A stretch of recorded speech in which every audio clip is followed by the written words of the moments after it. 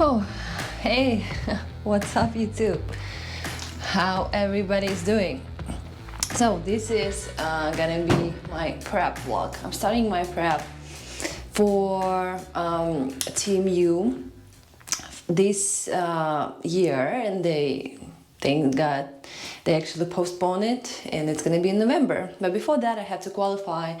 So my competition will be like a couple weeks before that. The first one, I need to qualify, and then I can take part in Team U, and who knows, maybe win my pro card.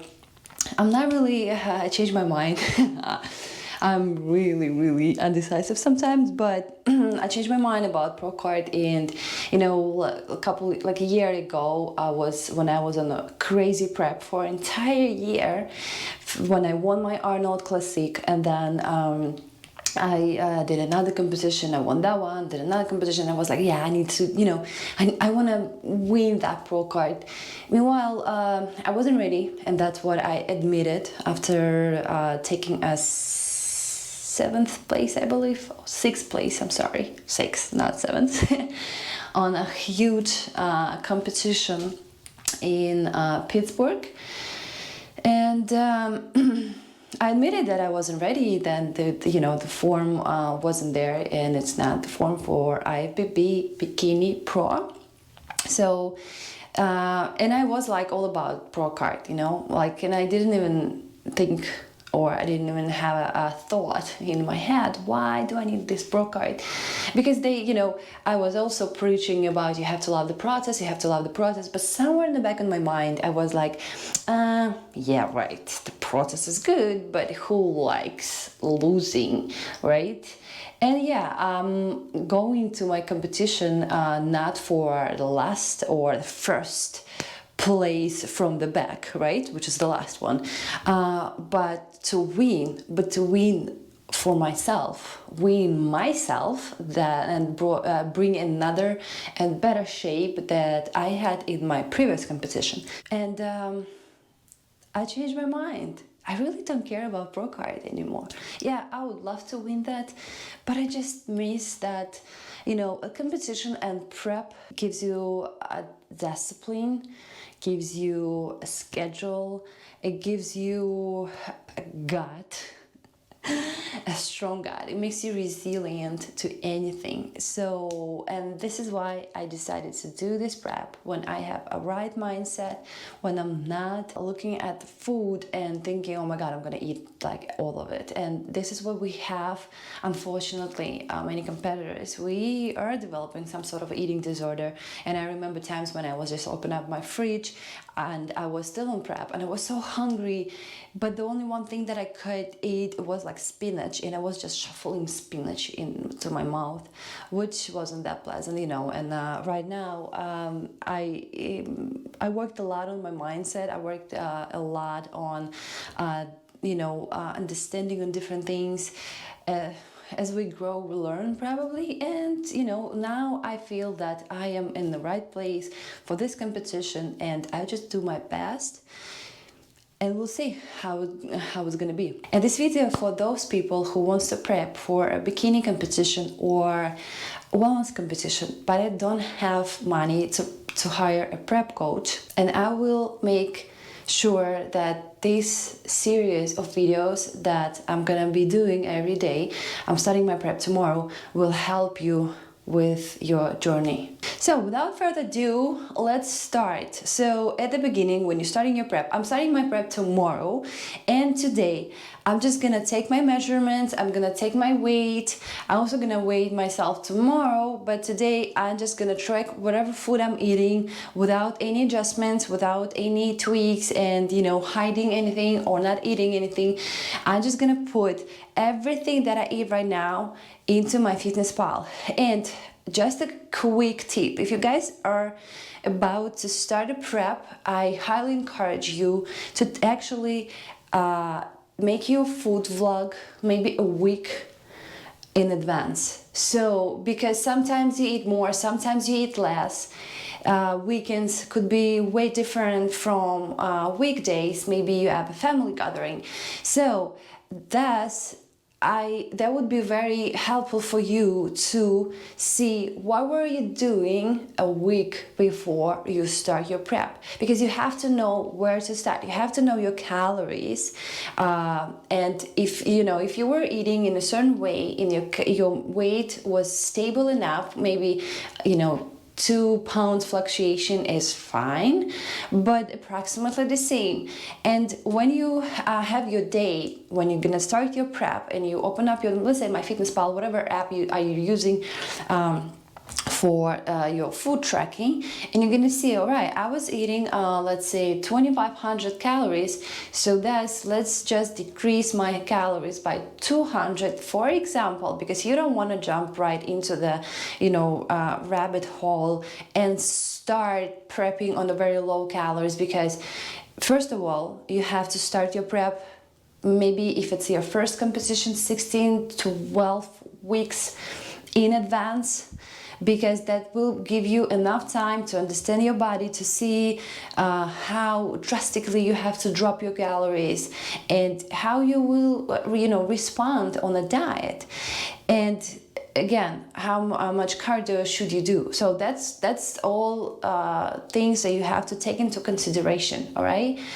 you don't want to start with a very high calorie deficit. You want to make it as low as possible. And if you are losing weight, let's say on a 200 calorie deficit, and you were doing, for example, 30 minutes of cardio, then just keep on doing this before you hit the plateau.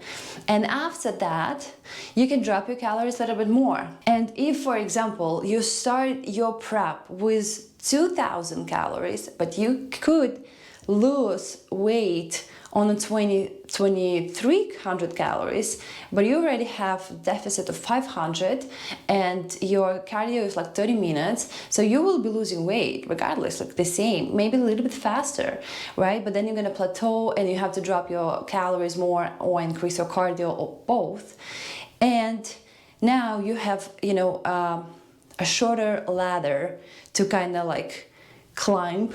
So now you have a disadvantage. So I highly recommend you guys, if you're starting your prep, just try to drop your calories minimum as possible, and then when you see that maybe it's nothing changing, and again, give it a shot, give it a week or so. Your body has to adjust, your body has to understand what's going on, that you're reducing your calories, and your body has to now upregulate your energy expenditure, right? Because our body is a perfect mechanism for surviving, and this is what we were built for, all right? So, I can talk about this topic like hours, I'm sorry. So let's start.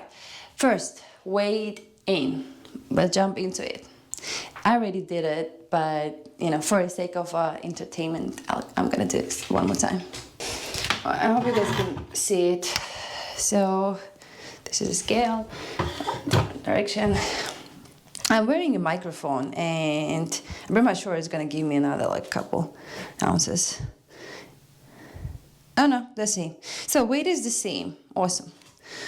153.2. So 153.2. What you're gonna do? You're gonna take a piece of paper. I also gonna transfer these data into my spreadsheet that I have for my clients. That's an advantage of being a nutritionist. So next, your measurement. Again, you wanna do it in the morning, right? Before you eat something, before you have any bloating and stuff like that. You're gonna start. You can do it naked, doesn't matter. Only what matters is you're not wearing huge bra or pants, something like that. But typically, if you do it in the morning, you'll be just fine. So you're gonna measure your bust. I would say for women, it's not really that important, because what are you gonna do? You're gonna complain about it, or you're like, oh yeah, go smaller, please. So, I mean, it's just maybe for the data and to see the composition of your body, but I do it because I have that table in my chart, but it's not necessary. Just so you know. So, with your it's a little bit of a striptease right now. So You're gonna measure your waist right here. Please do not inhale if you don't like numbers, for example, and do this, all right? It won't help. It's not accurate, and it's not gonna, maybe it's gonna give you like a oof, oof, something like that, but then again, you're cheating on yourself. You're gonna know that. So it's really impossible to trick your mind when you're doing it. So now, what you're gonna do is gonna put your measurement tape and put like a one finger. And if it's loose like that, you're fine. You're gonna take your measurements. How we see? So somewhere around here. When you can't breathe normally, and you can put one finger inside. Well, like that. Okay? So next, belly button. So I really don't have to take the measurements of my belly button because I am the type of person who is not storing any fat in here, in this area, but most people do. So I would say where you have your belly button, you're gonna take a measurement tape and measure it right there, right where your belly button is, all right? And make sure that it's even, that it kind of covers the larger size of your belly, something about around this. 75. All right, let me change my measurement. I have 76 in here. I should have given myself some credit here. So hips, how you're gonna measure your hips is where the kind of like biggest, largest area of your body, of your beautiful center of the universe is. And you're gonna again place your tape, measurement tape, and try to not to like squeeze it, all right?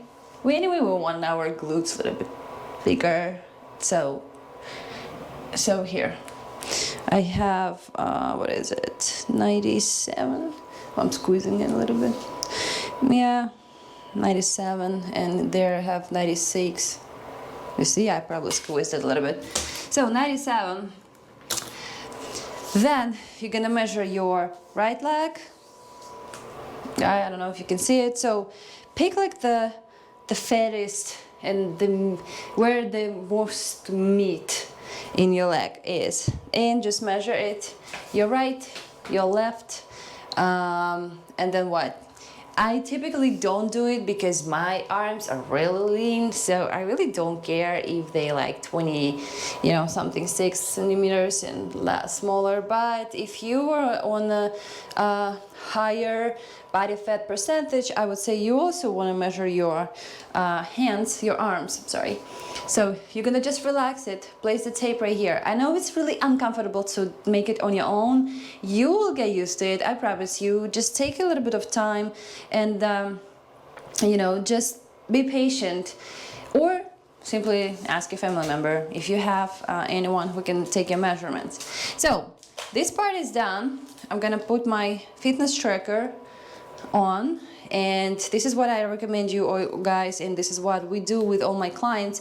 They're wearing fitness tracker because it's just literally easier to kind of measure the cardio, and the amount of cardio by the steps, but not by the hours. Because for example, if you're doing your cardio and you're walking fast, it's one thing. But then if you're walking, kind of like slower, it's another thing. So I would say take this, and studies show that it's actually, not studies, but like anecdotes from different coaches. It shows that this one is more, reliable kind of type of data. And this is what I use for quite a while already. So let's jump into the photos. I already took my photos in the morning. But this is just a guidelines for you guys, because it does matter where and the light and how and the angle. So what do you want to do first? Wear a bikini. Bikini suit would be fine. Like this would be fine. right? So you need to see basically the majority of your body just in order for you to track the progress. And bikini tongues could be like this. I like this one where I can see, you know, my under glute area and my hamstrings. So that's the first, your outfit, okay? Don't take pictures in leggings or sweatpants. Probably it's not gonna help you anyway. Next step is your lighting, all right? You wanna make sure that it's enough light in the room when you're taking pictures, it's not dark. You wanna make sure that the angle would be the same on every picture. Don't take pictures like this or like this, because it's just hard to compare when you will have a couple weeks, for example, of taking pictures, and usually typically it's once a week or once in 2 weeks.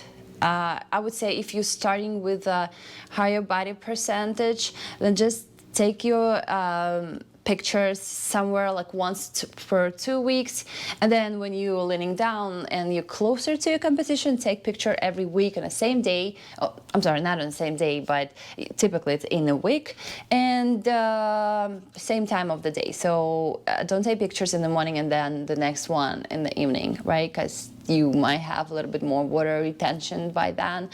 So lightening, outfit lightening and angle is very important. And the way you want to take your pictures is pretty much, I'll show you right now. I don't want to put any images on top of the screen. So you're gonna stand. For me, as I'm a bikini competitor, I'm taking my pictures in a specific stand as well, right? Just the way I'm gonna pose on a stage. Pose number 2, right? Then pose number 3, for example, all pictures. This one is crucial probably. Pose number 4, and then the opposite side, and that's it. And then you want to take pictures just you standing in a relaxed position, like this, in front of the camera, where you can see the entire body. You can cut off your head, pretty much. Like that. Then you're gonna turn, stay straight, all right? Something like that. Most people, they do this, but I would highly encourage you, and I would advise you not to do that. Why? Because if you are trying to bring your arms, you know, down, by doing this, you won't really see any difference, okay? When your arms just tuck to your side like that, you can see it, all right? You can see your stomach, you can see your hips, and you also can see your arms, okay? Then you're gonna turn and take a picture of your back, and then you're gonna turn and take a picture of your left. So we really wanna take 2 sides, because we're not built symmetrically, and you want to see the progress of each side. Not that you're gonna do something about it, but maybe you can increase, you know, intensity, let's say on your left side or on your right, depends on which one is the different one. Typically nobody has this problem, but I would say the more pictures you have, the better it is. So guys, this is it for now. This was step number 1, and my next video is gonna be everything, my food vlog, what I'm prepping for a day, and what I eat, how I calculate my calories, how I calculate my calorie deficit and cardio. And this is what I'm gonna explain in my next video. So guys, if you like it, if you're new to this channel, please subscribe. This is the videos about my prep, which is gonna be in I think 12 weeks. But generally, I'm posting a lot about nutrition and about the bullshit, I'm so sorry, that so many YouTubers posting about diet and stuff like that, and so much information on the internet that doesn't really make any sense in terms of dieting. So I'm trying just to, you know, put the legit information here so people could just stop banging their heads against the wall and finally, you know, understand how the diet works, and if they want to lose weight, what to do, and if they want to gain weight, and what kind of nutritional myth do we have out there. So this is my mission. I feel like this is my mission, and I really want to get it out so that, you know, so people, so they could stop paying top money for bullshit diets, because it's really not that, you know, difficult. Anyway, thank you very much for watching Juliet Dars, and hit that like button if you like this video, subscribe to my channel, and see you guys very soon.